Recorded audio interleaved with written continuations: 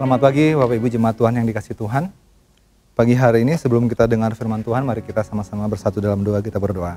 Bapa di surga, kami bersyukur pagi hari ini karena kami semua ada dalam keadaan yang diberkati Tuhan, dijaga, dilindungi Tuhan, dan disertai Tuhan dalam kehidupan kami Tuhan. Terima kasih pagi hari ini kami mau dengar firman Tuhan. Hamba berdoa supaya Roh Kudus akan menjamah kami semuanya, baik jemaat-jemaat-Mu yang ada di rumah masing-masing Tuhan mengikuti ibadah online ini, maupun siapa juga Tuhan yang saat ini mendengarkan firman Tuhan ini, biar Tuhan akan berkati kami semua, mengurapi kami semua, karena Engkau Allah yang tidak terbatas dengan jarak dan waktu.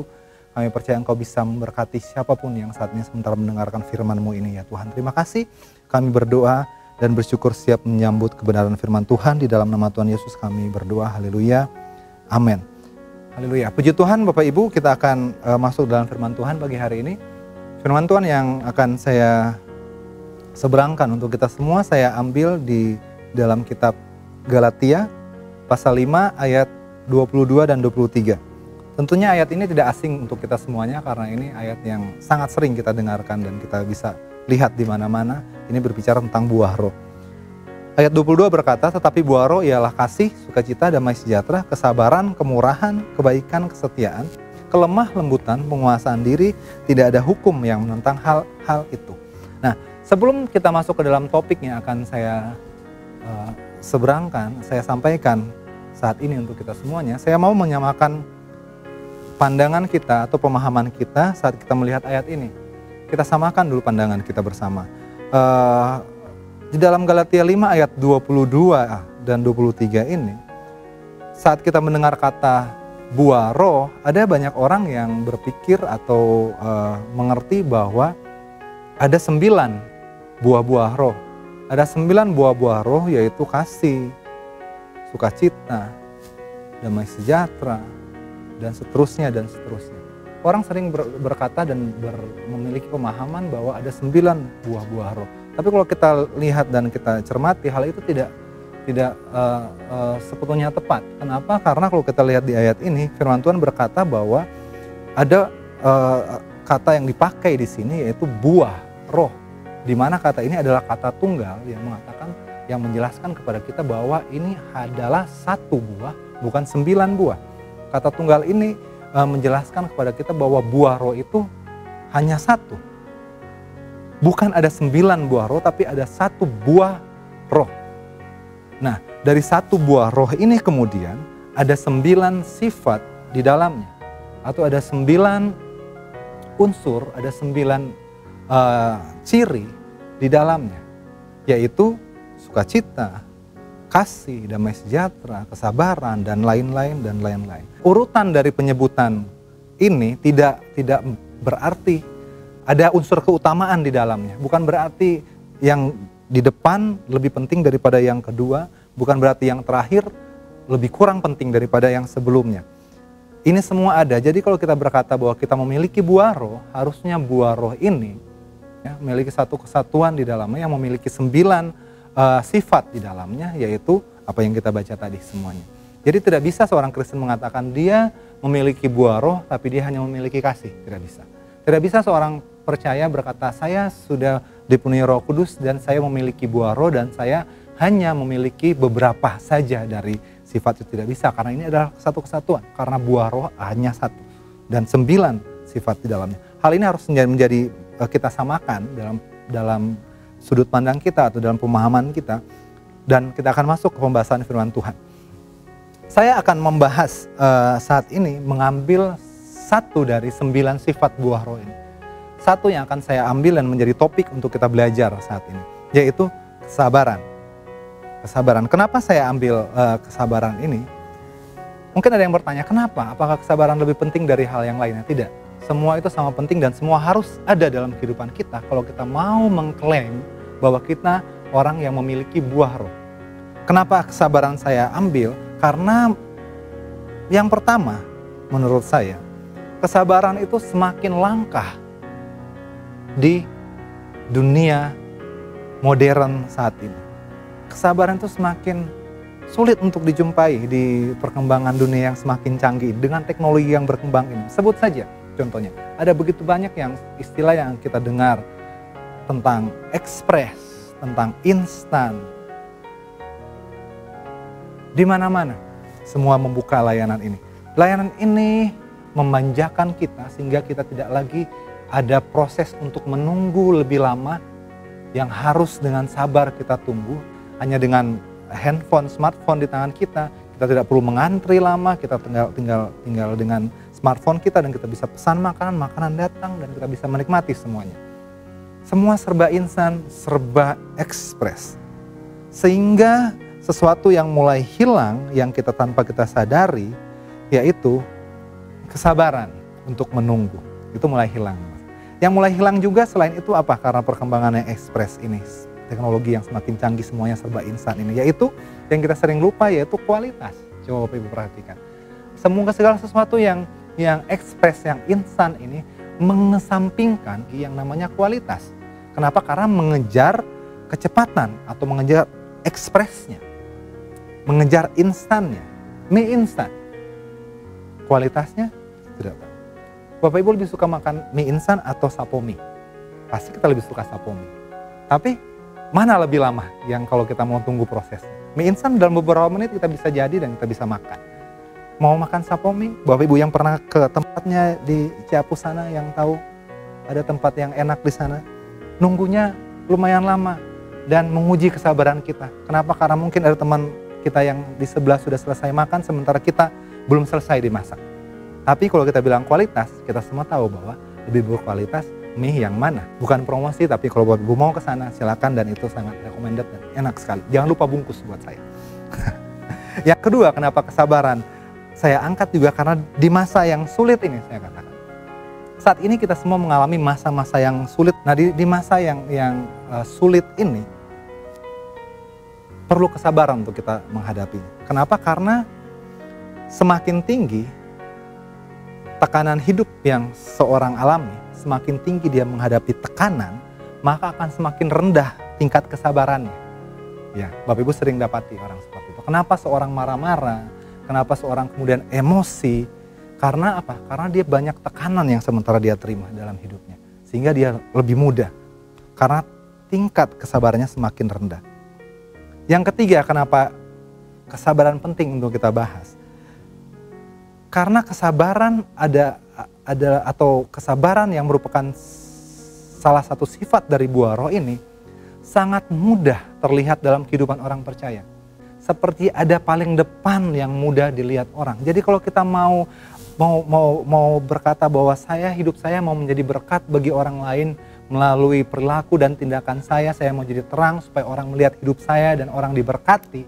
Ingatlah bahwa kesabaran adalah buah roh yang sifat ini paling kelihatan di depan daripada yang lainnya. Karena paling mudah untuk kita melihat seorang itu sabar atau tidak. Orang yang di dekat kita sangat mudah melihatnya.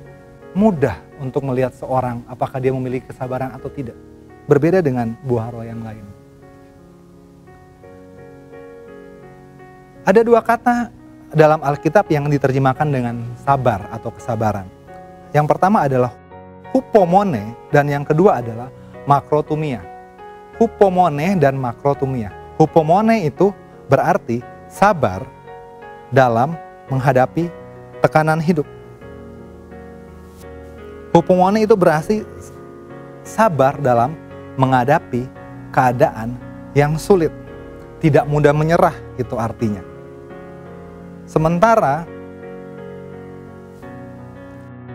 makrotumia artinya sabar dalam arti tidak lekas marah untuk menghadapi bukan keadaan, bukan situasi, tapi menghadapi sesama manusia. Jadi beda dari dua kata ini, hupomone itu menyangkut dengan keadaan atau situasi, sementara makrotumia ini sabar menyangkut menghadapi orang lain. Galatia 5 ayat 22 ini saat dikatakan bahwa buah roh sifatnya salah satunya adalah kesabaran, saat kita temukan kata kesabaran ini, itu maka akan muncul kata makrotumia, bukan hupomone. Jadi buah roh itu adalah sabar bukan menghadapi keadaan atau situasi, tapi sabar dalam menghadapi orang lain. Itu yang termasuk di dalam buah roh, makrotumia. Nah di dalam Amsal 16 ayat 32 berkata seperti ini.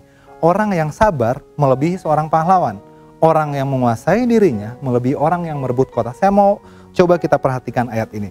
Di masa-masa sulit ini semua orang sementara berjuang untuk hidupnya, berjuang untuk keluarganya, berjuang untuk sesuatu yang sementara dia perjuangkan. Orang yang sabar melebihi seorang pahlawan. Saat kita sementara berjuang, kita sama seperti seorang pahlawan yang sementara berjuang. Apapun yang kita perjuangkan itu.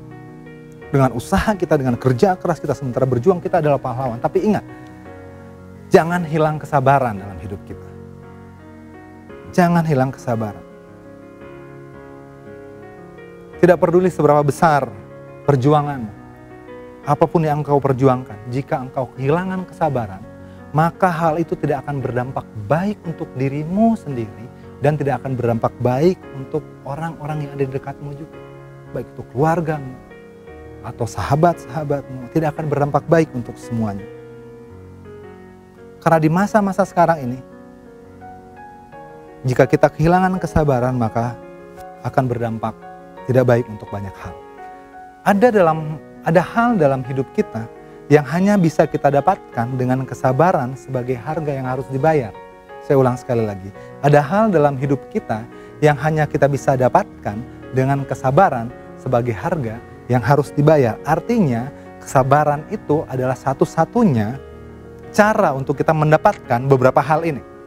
Yang pertama adalah kebahagiaan. Kebahagiaan. Kita tidak akan pernah bisa bahagia jika kita tidak memiliki kesabaran. Karena sampai kapanpun, dimanapun kita pergi, kita akan selalu bertemu dengan orang lain yang akan mengecewakan hidup kita. Yang akan membuat kita tidak senang.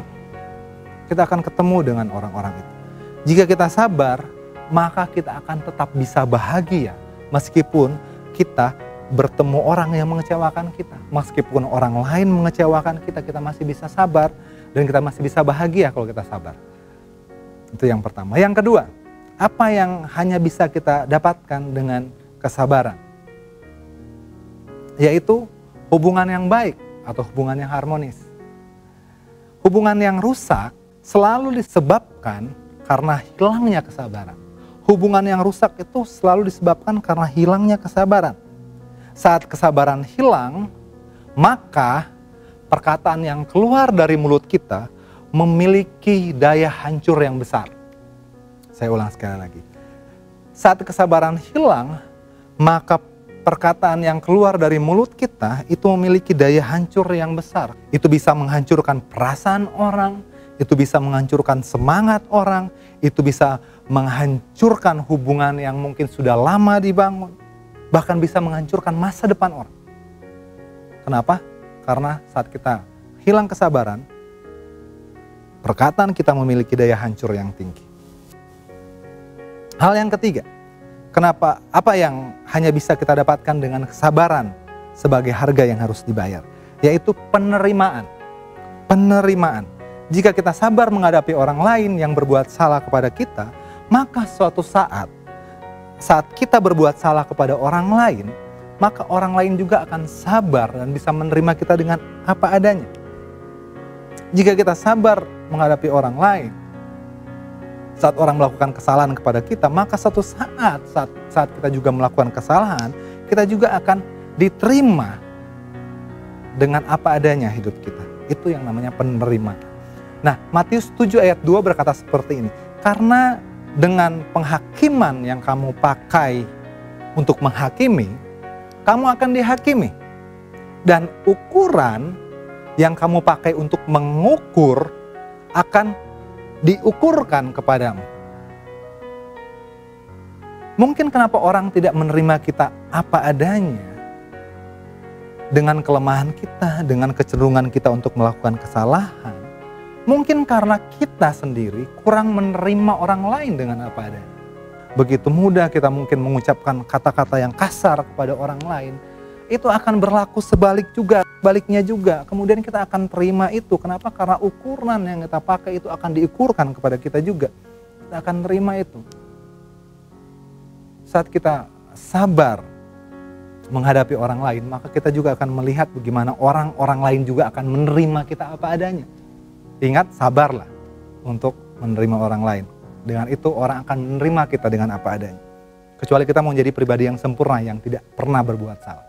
Tapi saya yakin itu akan sulit untuk kita lakukan, karena suatu saat kita juga akan berbuat salah. Tapi jika kita sabar terhadap orang lain saat orang itu berbuat salah, maka kita juga akan memperoleh penerimaan saat mungkin kita berbuat salah.